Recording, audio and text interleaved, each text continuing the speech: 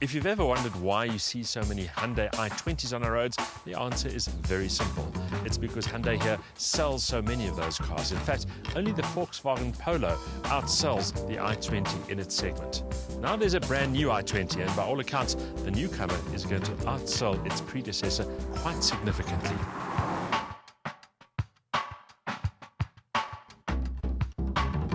The i20's sales volumes are substantial because it's a popular contender in one of the car market's most popular segments. The subcompact hatchback category attracts a diverse array of buyers, from first-time drivers to start-up families, from singles to empty nesters. It's also a sector benefiting from a buying down trend that continues to gain momentum as motorists seek smaller, smarter, more affordable cars that are cheaper to run.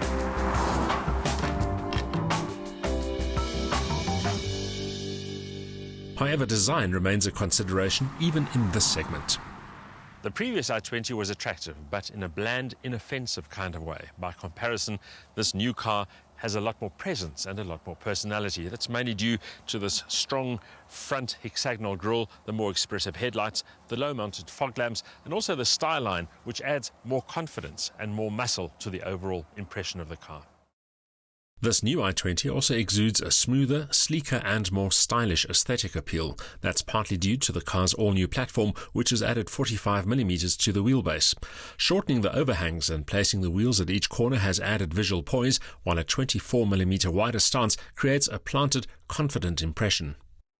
The extended dimensions have also benefited interior space.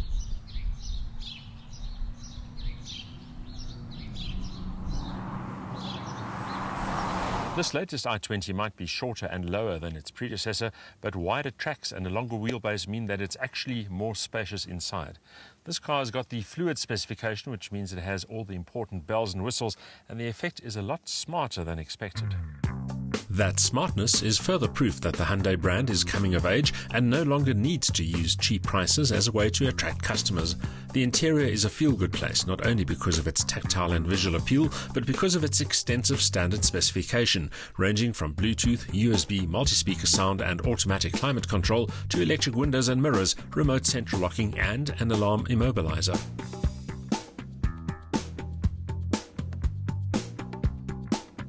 At 294 litres, the boot is adequate, if not exactly generous, but can be extended by folding the rear seats flat. The engine under the bonnet of the new i20 is a 4-cylinder 1.4-litre unit with variable valve timing and electronic fuel injection. It puts out a maximum power output of 74 kilowatt, linked to a torque peak of 133 newton meters, and the gearbox is a 6-speed manual, although there is also the option of a 4-speed auto.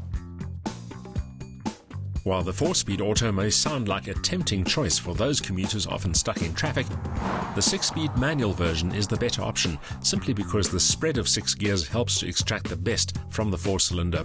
It's also likely to be more fuel efficient.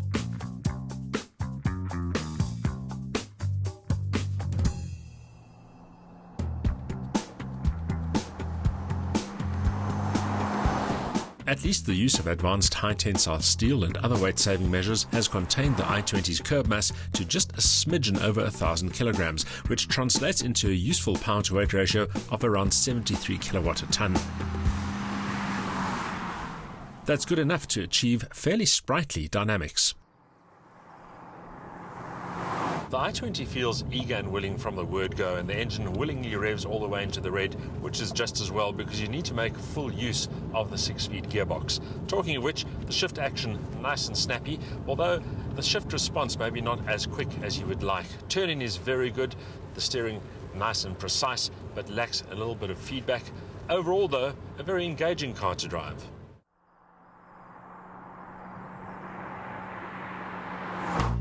Those impressions are underscored by the claimed straight-line performance figures, which are pretty decent. The new i20 dispatches the 0-100 km/h dash in 11.4 seconds, while at 184 km/h, the top speed is certainly swift enough. Perhaps more important for buyers in this segment is the fuel consumption, which, according to Hyundai, stands at 6 litres per 100 kilometers. Our test average was just under 8 litres per 100, admittedly with some spirited driving, but still way off the claimed figure. The previous i20 attracted both fleet and private buyers because it expressed both value and economy. But the new car is better in every respect. It's bolder to look at, it has more space inside, better equipment levels, and importantly, it's also more engaging to drive. It's not going to beat the Volkswagen Polo anytime soon, but it certainly is a big step forward and in the right direction.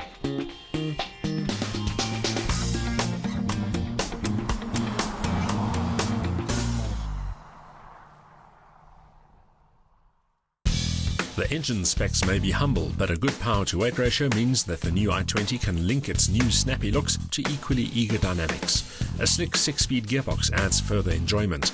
Negatives include the dull steering, a relatively small boot, and fuel consumption that's thirstier than the specs suggest.